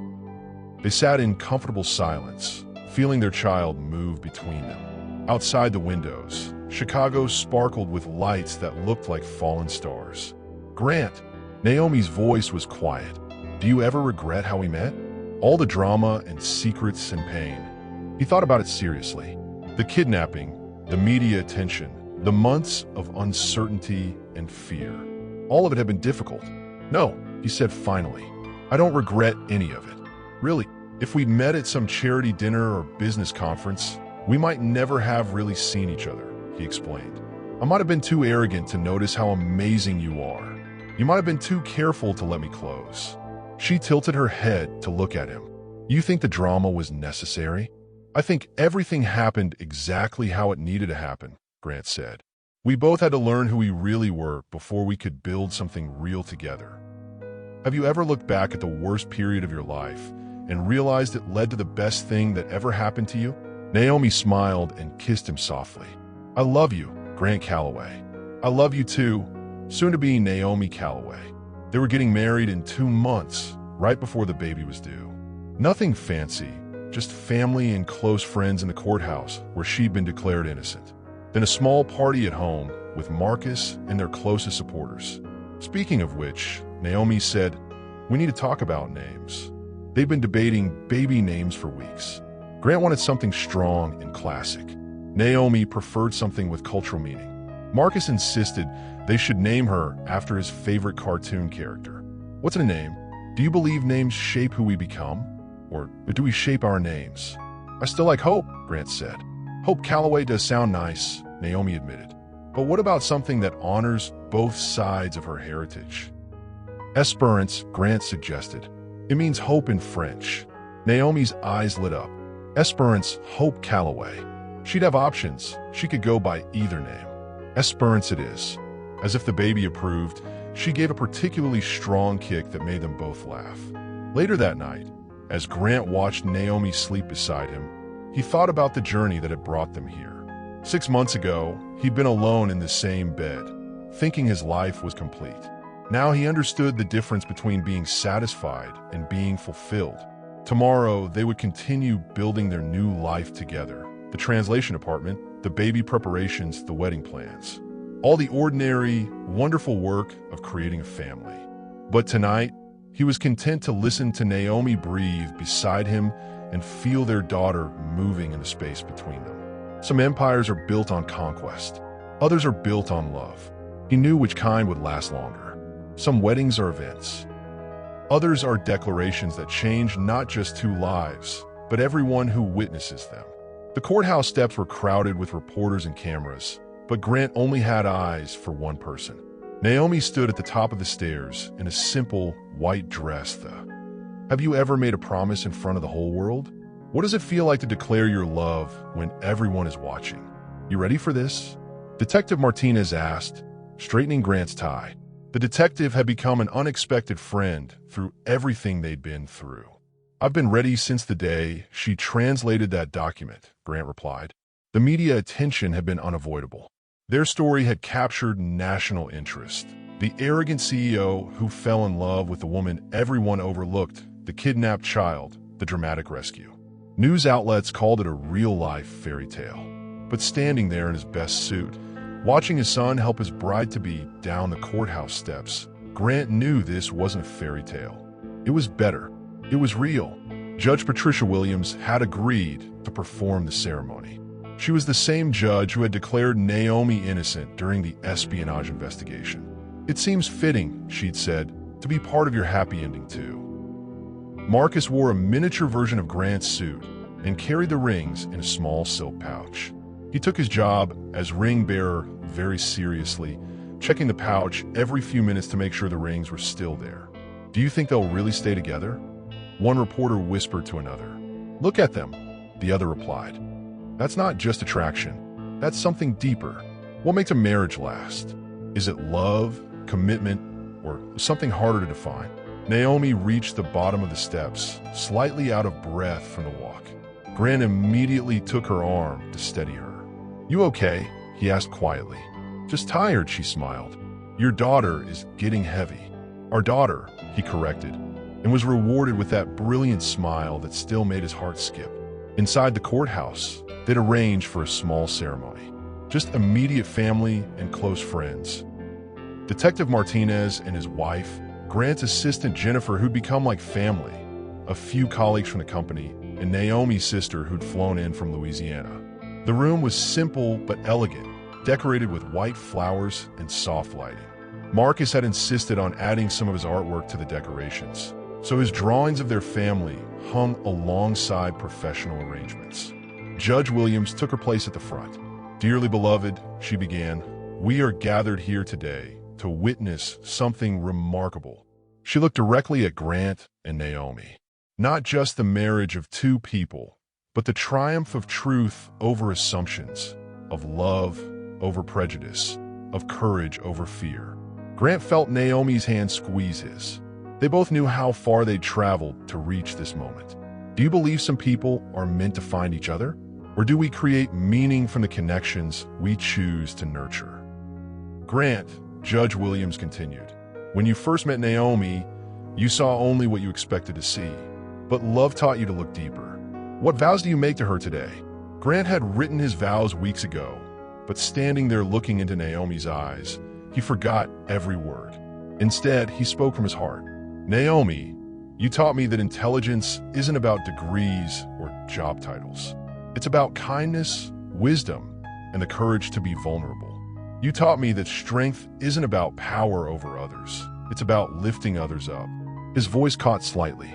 You gave me Marcus and our daughter and a family I never knew I needed.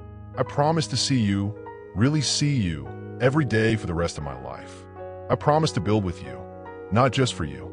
And I promise to love you in 7 languages, even though I only speak 2. The room laughed softly at that last line.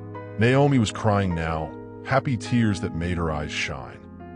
Naomi, Judge Williams said, you could have let bitterness define you after years of being overlooked and underestimated. Instead, you chose grace. What promises do you make today? Naomi took a deep breath. Grant, you saw me when I was invisible to everyone else. But more than that, you helped me see myself again. I've been hiding for so long. I've forgotten who I was underneath all the fear. She looked at Marcus, then back at Grant. I promise to never hide from you again. No more fake names. No more pretending to be less than I am. I promise to be your partner in everything, business, family, life. And I promise to translate your stubbornness into love languages our children can understand. More laughter, this time including Grant's deep chuckle. Marcus tugged on his mother's dress. Can I say something too? Judge Williams smiled. Of course you can, young man. Marcus stepped forward, suddenly looking much older than his 5 years. I promise to be the best big brother ever. And I promise to teach my sister how to speak French so she can help mom and dad understand each other better. There wasn't a dry eye in the room. What does family really mean? Is it blood, or choice, or the daily decision to show up for each other? "The rings, please," Judge Williams requested. Marcus carefully opened his pouch and handed over 2 simple gold bands. They'd chosen matching rings, no diamonds or elaborate designs, just solid gold that would last a lifetime. Grant slipped the ring onto Naomi's finger, his hand surprisingly steady. "With this ring, I promise to choose you every day." Naomi's hands shook slightly as she placed Grant's ring. "With this ring, I promise to choose us every day.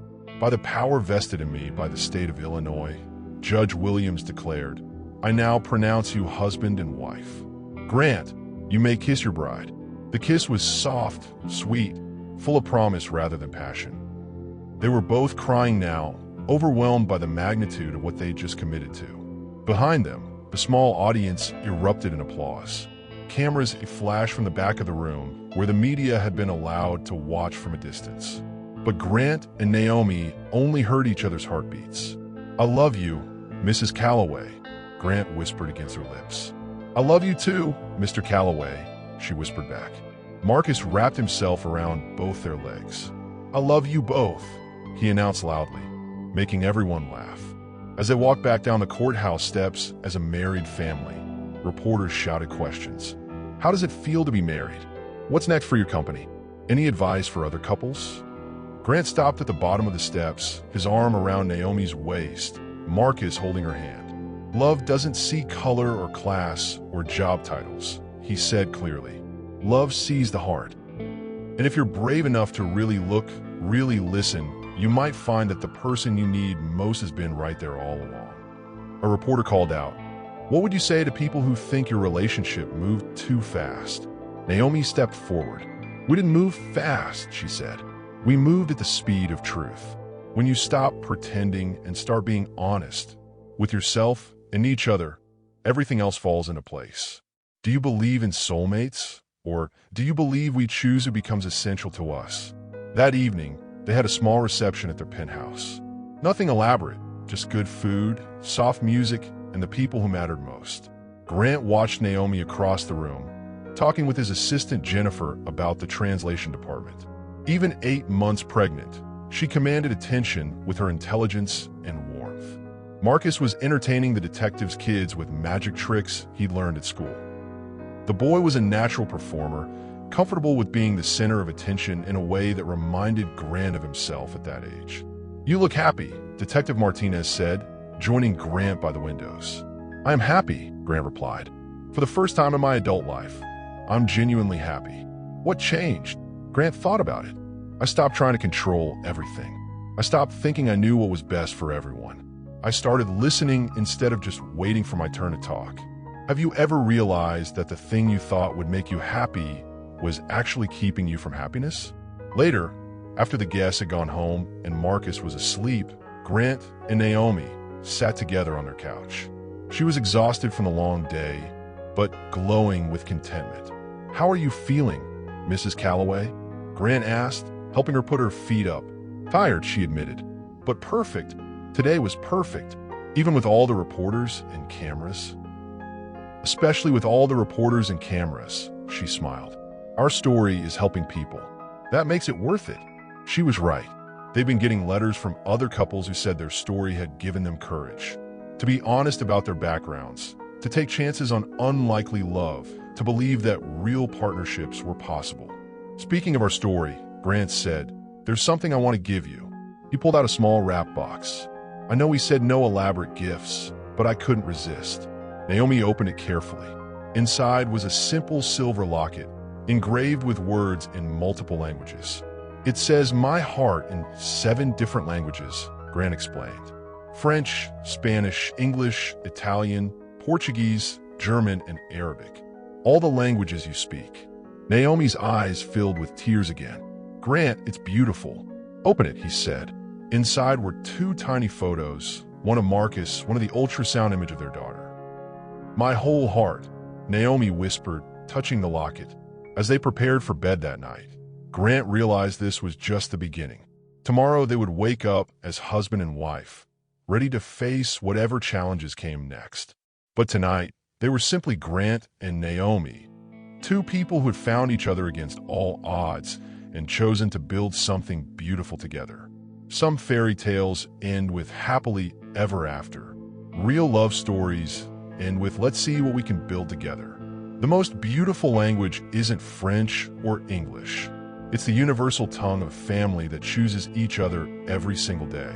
2 weeks after the wedding, Naomi went into labor during a board meeting. Grant was presenting quarterly reports when he noticed her shifting uncomfortably in her chair at the back of the conference room. She'd insisted on attending, even though her due date was only days away. As you can see from these numbers, Grant was saying, the translation department has exceeded all projections. He stopped mid-sentence when he saw Naomi gripping the edge of her chair, her face pale with concentration. Have you ever had a moment when everything else became completely unimportant? When all your priorities shifted in a single heartbeat? Naomi, he was across the room in 3 long strides. "I'm okay," she breathed. I think it's time." The boardroom erupted in excited chaos. Jennifer immediately started calling doctors while Detective Martinez, who'd been presenting security updates, cleared a path to the elevator. "Should we call an ambulance?" someone asked. "Hospital," Grant said, helping Naomi to her feet. "We're going to hospital." But Naomi shook her head. "Home. I want to go home." They planned a home birth with a licensed midwife. After everything they'd been through in hospitals and courtrooms and public spaces, they wanted their daughter to be born in privacy and peace. "Are you sure?" Grant asked, supporting her weight as another contraction hit. "I'm sure," Naomi said firmly. "She wants to be born where our family lives." What does it mean to come into the world surrounded by love instead of strangers? Marcus was at school, so they had a few hours before he'd be home. The midwife, Dr. Sarah Chun, arrived within 30 minutes and immediately took charge of the situation. "How long have the contractions been happening?" she asked, setting up her equipment in their bedroom. "About 2 hours," Naomi admitted. "I thought they were just practice contractions at first." Grant helped her change into comfortable clothes, his hands gentle but shaking slightly. He'd read every book about childbirth, attended every class, but now that the moment was here, he felt completely unprepared. "I don't know what I'm supposed to do," he confessed to Dr. Chun. "Just be present," she smiled. "That's all she needs from you." Labor progressed quickly. Naomi was strong and focused, breathing through each contraction with determination. Grant held her hand, whispered encouragement, and tried to stay out of the way when the medical team needed space. "She's coming fast," Dr. Chin announced. "This baby is eager to meet her parents." Do you believe children choose their families? That souls somehow find the people they're meant to be with? Marcus arrived home from school just as things were getting intense. Jennifer had picked him up and explained what was happening. "Is Mom okay?" he asked anxiously, hearing sounds from upstairs. "She's perfect," Grant assured him. "Your sister is just ready to be born." Marcus insisted on helping, so Dr. Chun gave him the important job of keeping track of supplies and making sure everyone had water to drink. "I'm going to be the best big brother," he declared very seriously. As the sun set over Lake Michigan, painting their bedroom in shades of gold and pink, Esperance Hope Calloway made her entrance into the world. She was tiny but loud, with dark hair like her mother's and gray eyes like her father's. Dr. Chin placed her on Naomi's chest, and the room fell into awed silence. "Hello, beautiful," Naomi whispered, tears streaming down her face. Grant couldn't speak. He could only stare at this perfect little person who was half him, half Naomi, and completely herself. What is it about new life that makes everything else seem small and manageable? "Can I see her?" Marcus asked quietly, climbing onto the bed. "Of course," Naomi said, adjusting so he could see his sister better. Marcus stared at the baby with wide eyes. "She's so little," he whispered. "You were this little once too," Grant told him, wrapping an arm around his son. "Did I cry this much?" Marcus asked as Esperance let out another strong wail. "More," Naomi and Grant said at the same time, making everyone laugh. Dr. Chin finished her work efficiently, making sure both mother and baby were healthy. "Everything looks perfect," she announced. "Mom did an amazing job." As night fell over Chicago, they were finally alone as a family of four. Esperance had settled into peaceful sleep, and Marcus was curled up next to Naomi, gently patting his sister's tiny hand. "She likes me," he whispered proudly. "She loves you," Grant corrected. "Just like we do. Have you ever felt like your heart might actually burst from holding too much joy?" Over the next few days, they settled into the rhythm of life with a newborn. Grant took time off work, something he'd never done before. The company could run without him for a few weeks. His family needed him more. Naomi was a natural mother, patient and intuitive with both children. She nursed Esperance while helping Marcus with homework, managed middle-of-the-night feedings without complaint, and somehow still found energy to talk through business decisions with Grant. "You're incredible," Grant told her one evening as she rocked the baby while reading Marcus a bedtime story. "I'm tired," she laughed, "but happy." Marcus had adapted to big brotherhood with enthusiasm. He insisted on helping with everything: diaper changes, bottle preparation, even singing French lullabies he'd learned from Naomi. "Frère Jacques, Frère Jacques," he sang softly to his sister. "Dormez-vous, dormez-vous." Esperance seemed to recognize his voice, turning her head toward him whenever he spoke. What creates the bonds between siblings? Is it genetics or time, or the simple act of sharing space and love? 3 weeks after the birth, they had their first family outing, just a walk around the neighborhood, but it felt like a major expedition.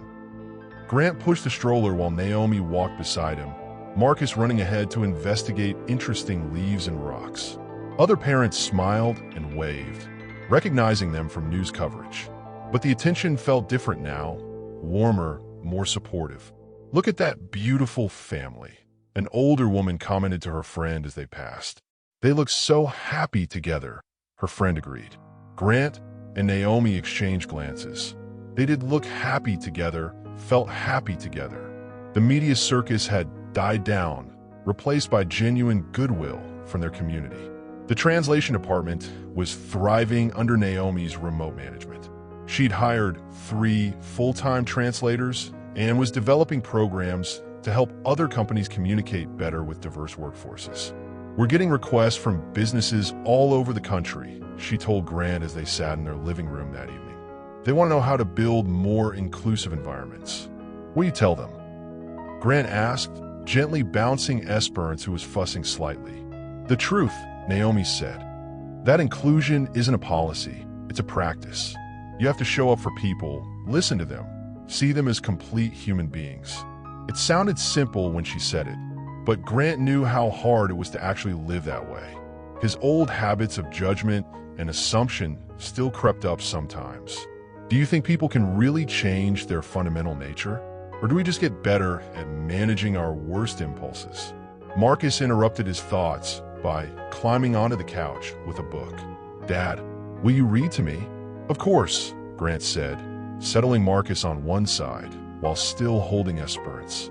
The book was about a family of elephants, and Marcus had picked it specifically because elephants never forget their families, just like us. As Grant read about the elephant family's adventures, he realized Marcus was right. They were building something that would last, memories and traditions that would carry forward for generations. Esperance fell asleep in his arms, her tiny fist wrapped around his finger. Naomi dozed against his shoulder, exhausted from another night of feeding schedules. Marcus listened intently to every word of the story, asking questions about why the baby elephant got lost and how his family found him. "Families always find each other," Marcus declared when the story ended. "Yes," Grant agreed.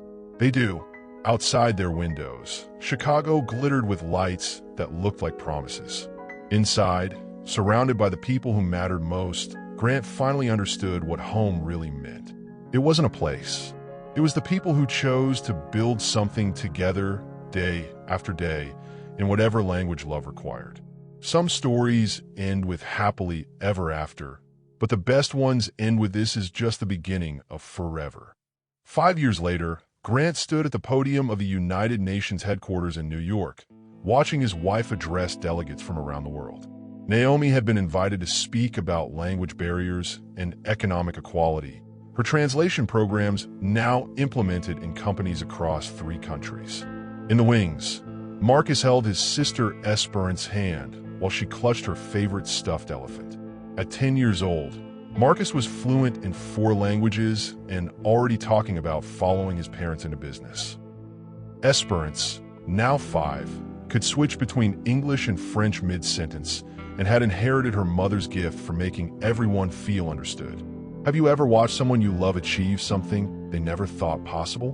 What does it feel like to witness dreams becoming reality? Language is more than words, Naomi was saying to the assembly. It's about dignity, opportunity, and the basic human right to be heard and understood. The audience listened intently as she shared statistics about workplace discrimination, about talented people overlooked because of accents or assumed intelligence levels, about the economic impact of true inclusion. 5 years ago, I was cleaning offices while holding 2 master's degrees, she continued. Not because I wasn't qualified for better work, but because assumptions about who deserves opportunities run deeper than most people realize. Grant felt the familiar swell of pride watching her command the room. The shy cleaning lady who had hidden her abilities was gone, replaced by a confident woman who used her voice to lift others up. What transforms us from who we were to who we're meant to become? Is it love, opportunity, or the courage to stop hiding? After her speech, the family walked through Central Park.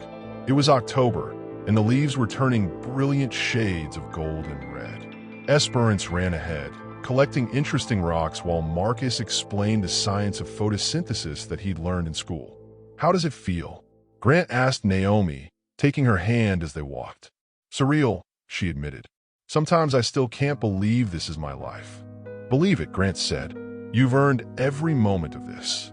The Callaway Foundation now operated in 12 states, providing translation services and education programs for immigrant workers and underrepresented communities. What had started as one corporate department had grown into a movement. They'd received awards, speaking invitations, and recognition from business leaders around the world. But the letters that meant the most came from individuals whose lives had been changed. People who'd found better jobs, started businesses, or simply felt seen for the first time in years. Do you believe one person can change the world? Or does the world change when enough people decide to see each other differently?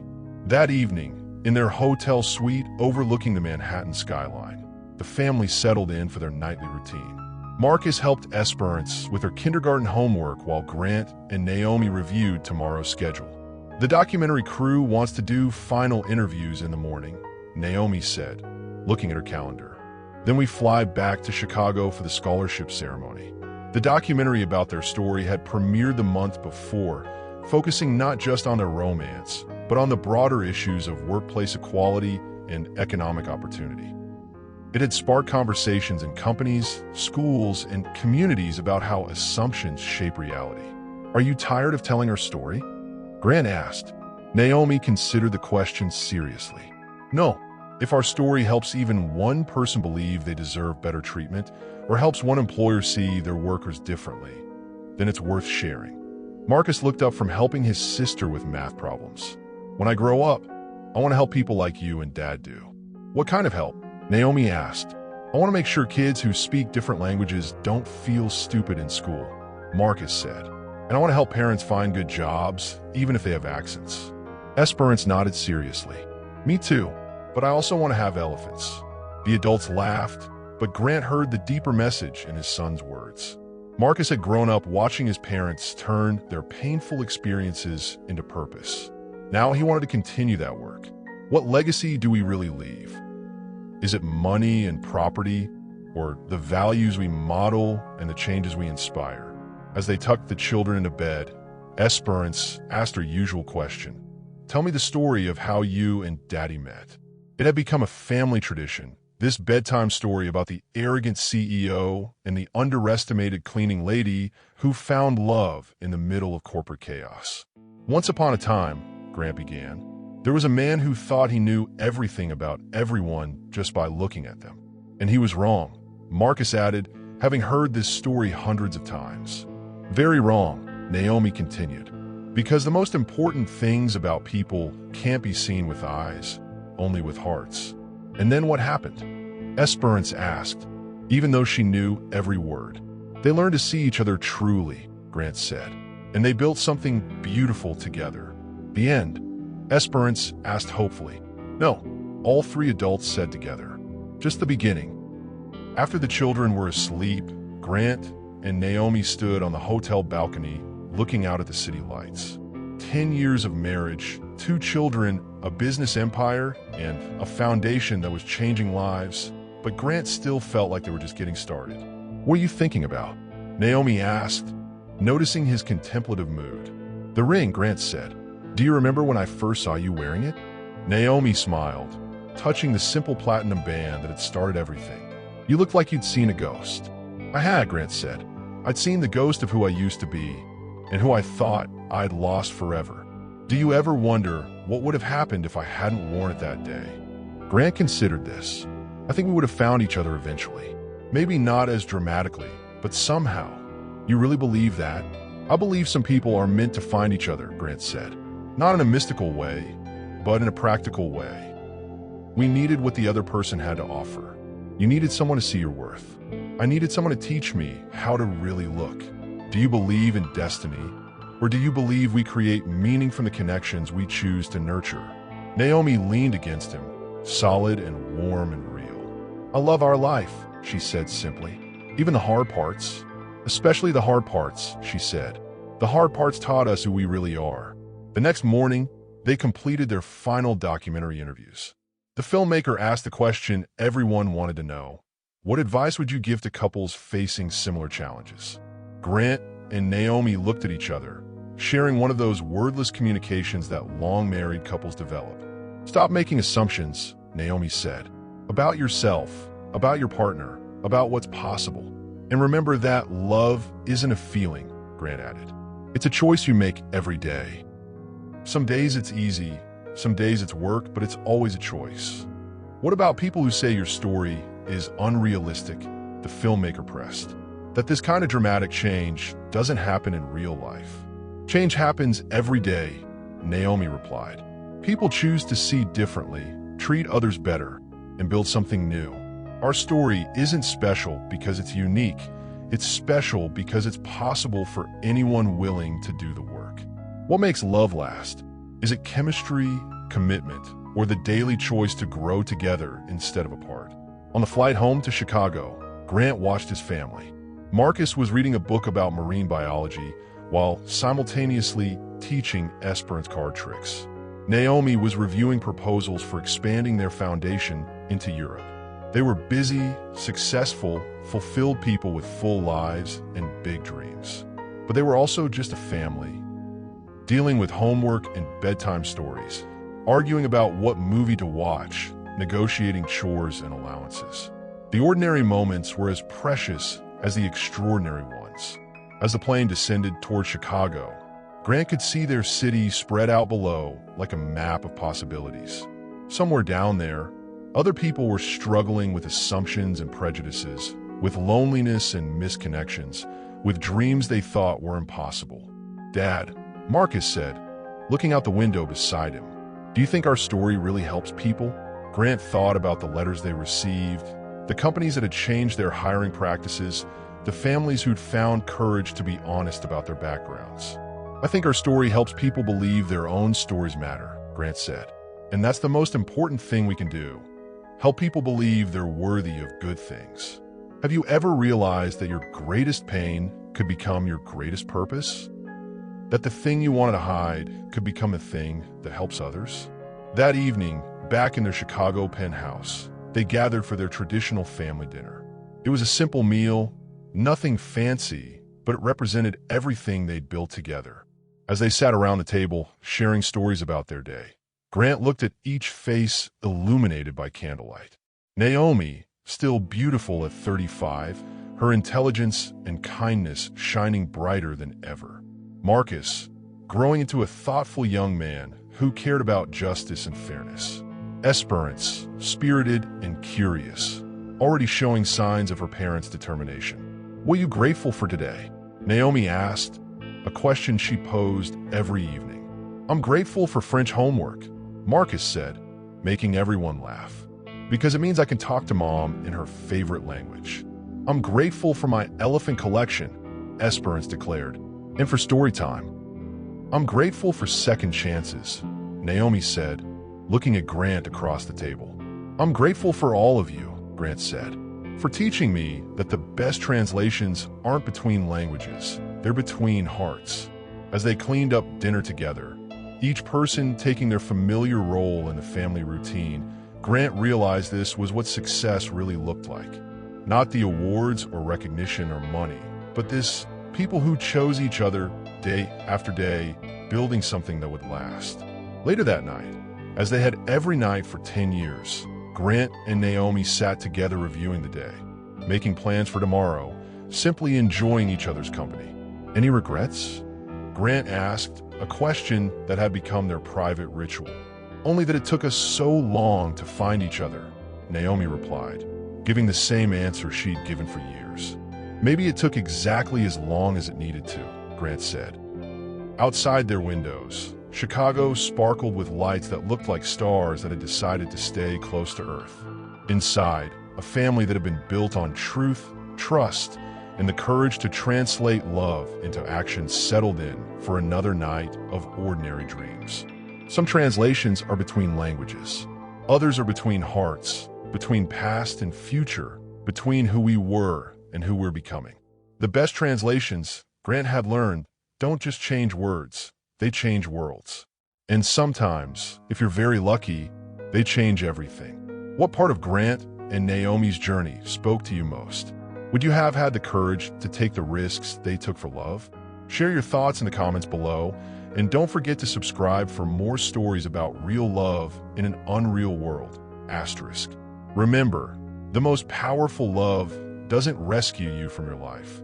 It recognizes the strength that was always there, just waiting for someone brave enough to translate it into forever. *.